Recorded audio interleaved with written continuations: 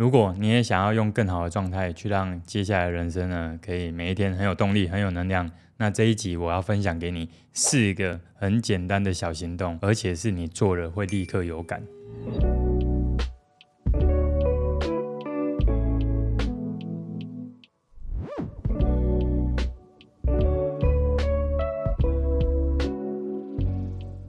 你会不会有一种孤独感？每天工作忙，可是到后来好像每一天都只剩下我们自己，甚至我们正在努力的工作，遇到一些问题，遇到卡关了，可是我们想不到方法，或者是我们现在真的很多的杂念，很多内耗的小声音，结果整个胸口郁闷到快要爆炸，那股气就集结在这边，真的很不舒服，甚至对未来都没有期待，能量有点低落。这一集就是为了你拍的。我们不用想太远，什么立刻要找到人生的志向，要花很多时间去做定什么大计划，我们只要做这4个小改变，会让你立刻产生好的感觉。欢迎来到人生解扣方程式，这是一个畅谈情绪跟沟通人生成长的频道，我是解扣。 Hello， 大家好，我是香云。好，那我们就来聊聊到底是哪4件改变的事情做了会立刻有感呢？第一个呢，就是我们可以从遗憾的角度去思考，把那些没做的事呢，慢慢的补上一点点。我其实最近有看一本书叫《撼动力》，它里面刚好有提到一个观点，他说其实遗憾是所有人都会经历过的情绪。遗憾后悔这2个情绪很难消化，原因是因为这2个情绪都是对自己。比方说我们如果愤怒有可能是对别人，也有可能是对自己，但是如果是后悔或者是遗憾的话，往往就是可能你会懊悔自己为什么当时没有去做，或者后悔当时自己做错了。因此如果我们可以从遗憾的角度去思考说，那有哪一些对你来讲是一直有想做，但是后来因为现实的关系，因为生了小孩子或者种种的压力，导致我们没有时间去执行，现在你已经有一点余裕了，你可以试看看去找一个你一直以来想做但是没有时间做的事。我分享2个我自己的经验第一个呢是我跟我奶奶，因为我跟我奶奶感情非常的好，她是在我20几岁的时候离开的。她走了以后，我其实伤心很久。在我奶奶离开之后我会尽量避免回去到她曾经住的那一个区域，因为我奶奶是住在高雄的盐埕区。我印象中我应该有2-3年、3-4年我都会避开那个区域。是害怕去想起，然后刻意回避吗？我觉得不是更多的是我自己都会想象说只要我不回去那边，我奶奶就一样住在那个透天里。那当然那时候也觉得说，自己好像没有让她看到很好的我跟她感情很好，可是那时候我生活其实过了一团糟，那她很常关心我现在过得怎么样。所以我觉得有一个遗憾是，可能有一些话我想跟她讲，尤其是想要跟她说对不起，没有让她骄傲到。过了好几年之后，我是在30几岁之后，有一天我就决定了，我就开车，然后就去到奶奶的塔。我就还问那个塔的那个管理员，这个名字在哪里？这样等到我上去了，就在一个小格子。其实打开的那个瞬间，我是看到我奶奶的那个骨灰坛，那上面就有她的照片。这样，其实我看到的那一刻，我那个感觉很微妙，我也没有立刻哭或干嘛的，只是突然觉得终于来看你了。所以那时候我是看着她，然后就把我当时很想要对她讲的话讲完。这样，那我本来以为我会爆哭，但是后来我发现没有，可能我那时候看到他在里面的时候，我反而心里的感觉，那我希望他不在这里，因为在这里太无聊，我反而更希望的是他投胎了这样。可是我发现当我把心里一直很遗憾没能对他说的话说完以后，我日后再想起我的奶奶，我已经不是伤心的流眼泪，单纯就是很想念他这样。而且我都记得那天讲完的感觉，胸口有一种舒服的感觉。对，就是好像有一件事终于把它做完了。所以如果你想要去尝试改变的行动立刻有感的话，你去执行那一个让你遗憾的事呢，你的感受会非常的深。你知道为什么吗？因为你看今天当我对这件事情有遗憾的时候，它是不是在我的心里是有一个念想？对。那当这个念想我们没有去让它完结的时候，它其实就会很常出现，所以它有时候就成为我们心里的小声音。那我们都希望让我们的人生可以在需要专注的时候可以很专注，不要被杂音干扰，对不对？所以这个算是我第一个人生经验，我印象很深刻的。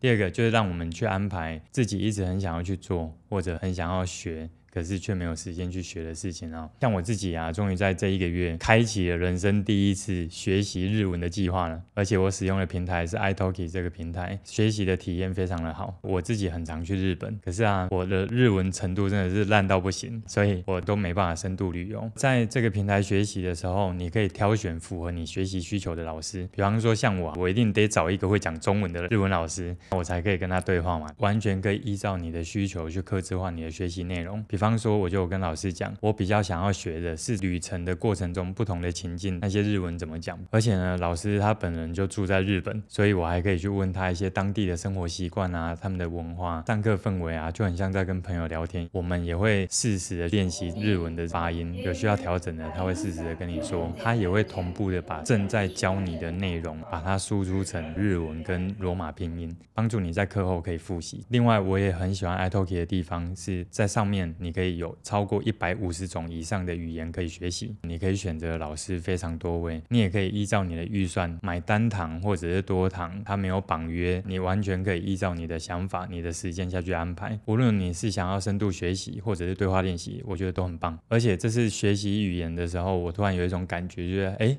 好像我提升自己的语言能力其实也没有很辛苦，我们可以是很自然很轻松很生活化的，甚至呢也让我克服了在跟陌生人开口讲你不熟悉语言的那种恐惧感，还有一种交到新朋友的感觉。如果你现在有学习语言的计划，你也可以参考使用我的优惠码 Jayco2025， 可以享有第一次上课的时候你购买$10赠送$5的优惠，限额是前50名哦。那我会把详细的资讯放在影片下方的文案跟留言区。那接下来第2个容易做的小事呢，就是断舍离。好，翔宇，你有什么断舍离的经验吗？断舍离，你应该比较容易断舍离吧？没有吧？就是讲到断舍离，就会想到大扫除啊。我这个人是比较少这种经验呐。就是原来是这样，好，懂了。但是我最近最大的断舍离应该是就是清掉了3包黑色大垃圾袋的旧衣服。哇，感觉是大工程耶。对我来说是。那你清掉了感觉怎么样？就本来很舍不得丢，但是丢了之后发现我好像也真的没有那么需要它们，空间变很多，然后整个房间变得很整齐干净的时候，就心情就会跟着很开心。你刚刚有讲到一个重点，之所以我们会认为呢，你要很快的改变立刻有感的断舍离，虽然被很多人讲到烂了，我们还是要再讲。其实原因是这样，我觉得我自己在使用断舍离的这一个行动呢，它对我来讲更像是一种重新置换的概念。打比方说，像我们如果把生活当中你现在看得到的资讯，你听得到的资讯，甚至呢你在做的事情，它是不是都会有杂事跟重要的事，对不对？所以如果我们把这些其实我们用不到的东西，但是它却占据在我们的生活空间里，我们把它当成杂讯的话，你把杂讯变少的，你自然会有那种清爽的感觉。而且啊，我自己的习惯是，当我自己的大脑卡住的时候，或者呢我现在想一件事情我暂时想不到，我就会起来开始清理现在看到的这个空间。比方说像我的办公桌上里面有一些物品，其实对我来讲再也不会用到了，我就会直接把它丢掉。我在丢掉的那个瞬间，其实也会有一种感觉，好像我需要的也没有那么多，那这个都会让我们心里得到一种释放的感觉。对。那第3个容易做的小事呢，就是创造跟人的连结。创造跟人的连结啊，其实这一个真的是我尤其是今年超级有感。那这里我要分享3种连结给大家，因为每一个人的情况不一样。第一个连结就是假设呢你现在是在外地工作，或者你这阵子因为工作太忙了，真的很少有时间可以去见见你很想念的家人，而你现在呢就被一种孤独感给占据了，甚至呢有一种快要没电的感觉。那真的可以直接去安排一件事，赶回家，然后去跟你的家人见一面。有可能你们只是吃一顿晚餐，你就赶回去你的所在的城市。相信我，那种连结感会远比你直接打电话或视讯带来的那种感动呢是来得多更多的。那如果有的人跟家人的关系就不是很好怎么办？好，那你比较适合第二道菜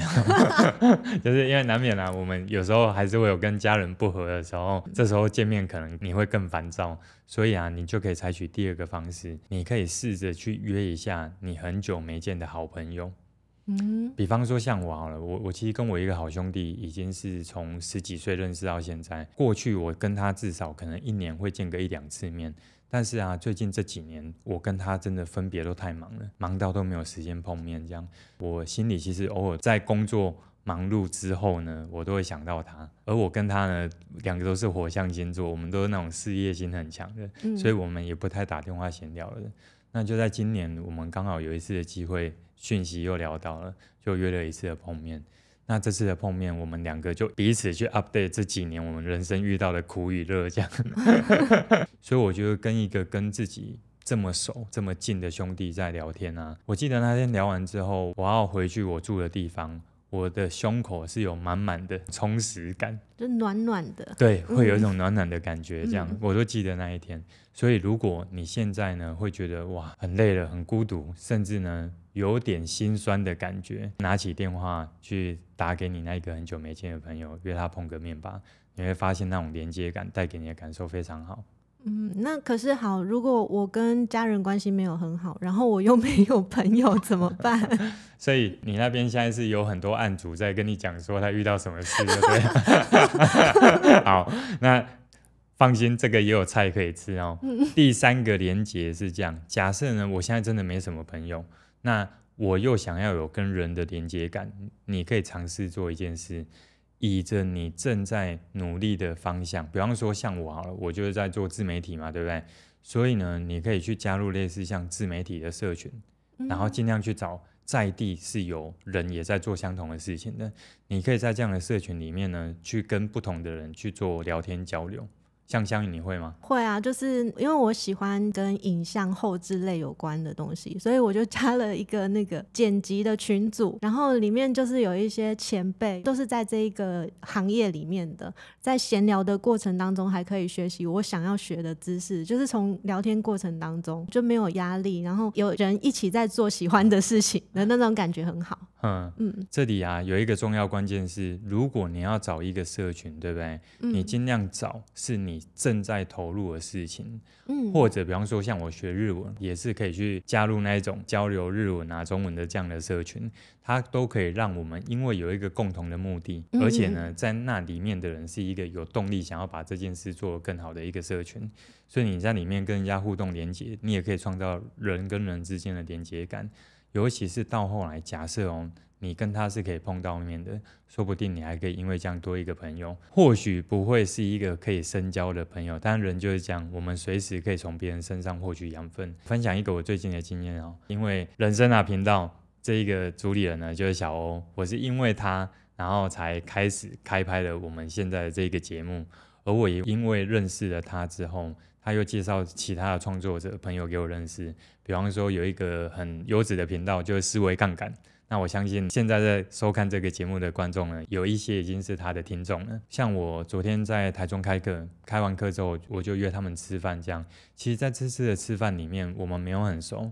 可是我们就会彼此去交流我们在创作的过程当中到底有哪些新的洞见新的体会，这样那我也会从他们身上看到更多的可能性，学到一些我不知道的事情。所以如果你愿意让自己去跨入不同的社群里面，是以着学习也好提升能力也好，甚至去扩充认知也好，这个对你带来的正向影响对人生的推进力呢帮助非常的大，但是还是要记得交友要谨慎。好，那接下来第4个容易做的小事情呢，就是角色切换。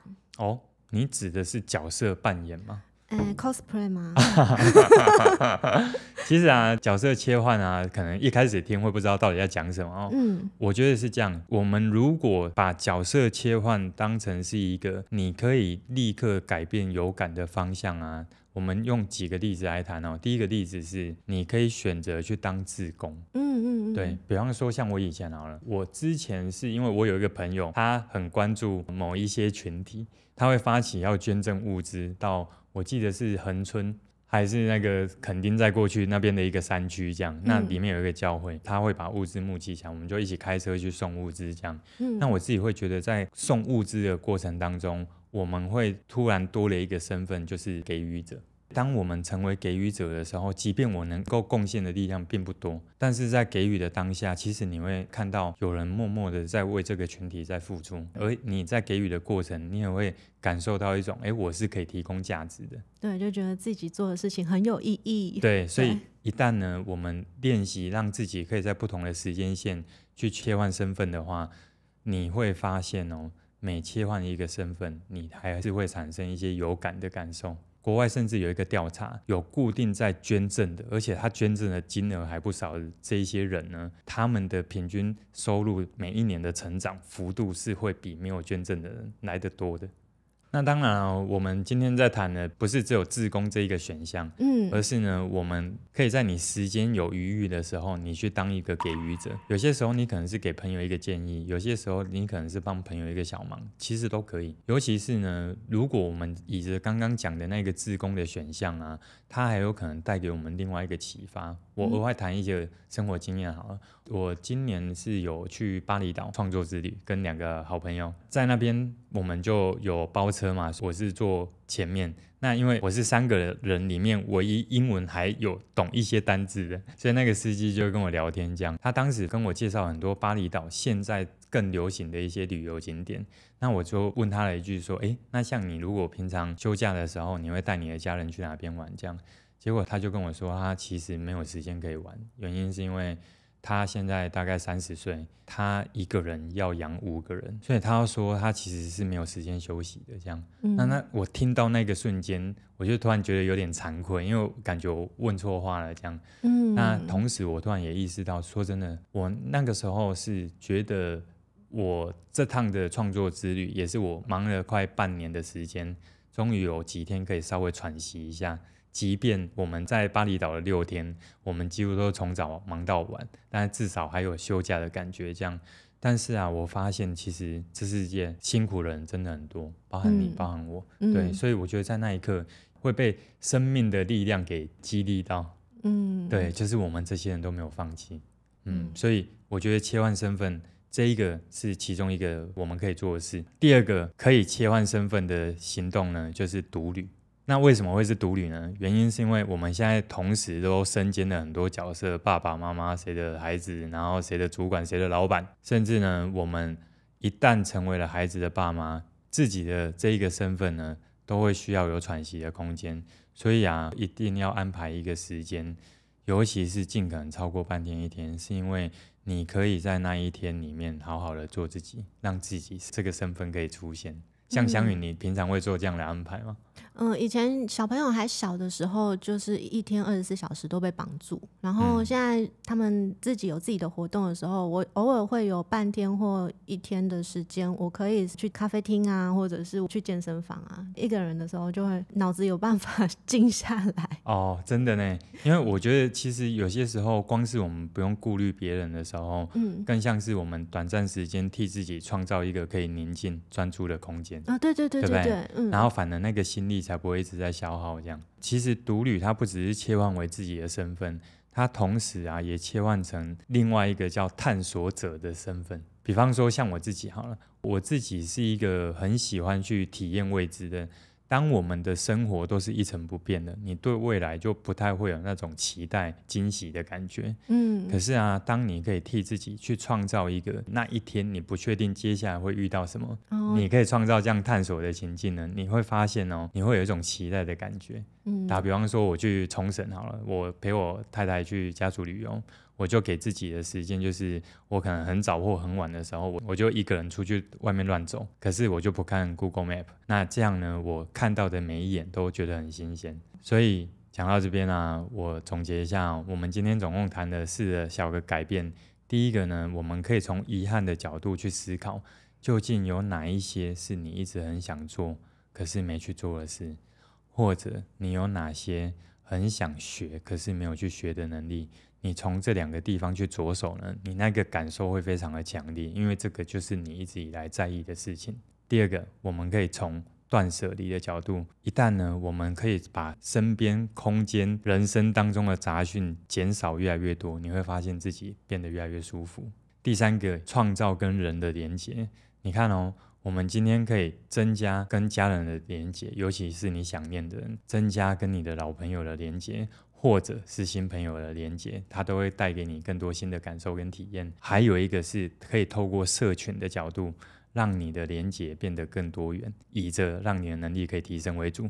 最后一个我们可以做的是切换身份，我们可以当一个给予者，透过当志工也好，帮助别人，或者呢我们可以使用独旅的这一个动作，让自己呢可以短暂切换为自己，我只要顾虑好我自己就好，甚至在独旅的过程多一些探索，成为探索者。其实我觉得人生是这样，我们这一生为什么所有人都一定会经历遗憾？因为没有人有标准答案，每一天总会遇到大大小小的抉择，我们会有状态好的时候，会有状态不好的时候，可是呢没有人可以保证他每次抉择是正确的，所以必然会有后悔或遗憾。这样一旦我们都知道这一些是常态，而我们都可以透过这些小的改变，每一次的改变，你身体的能量会变好，你的心情会变得更好，因为状态可以调剂，你可以用更好的状态呢去面对你下一个礼拜的工作，甚至是安排你接下来的人生。多一点点的期待，你的动能就可以变得越来越强，你在成长的过程幸福感也可以变得更多哦。那这里要留给大家一个很重要的小练习，这个练习就是我们现在已经是来到9月份了，那我们可以在接下来的每一个月至少替自己安排一个你立刻可以做的小改变。假设你的时间比较有余韵的话，请你每一个礼拜就安排一个小行动。那很期待你们在这样的改变之后有产生什么样的好的体验，欢迎可以分享给我哦。这集我们就聊到这边啦，我们下次见，拜拜。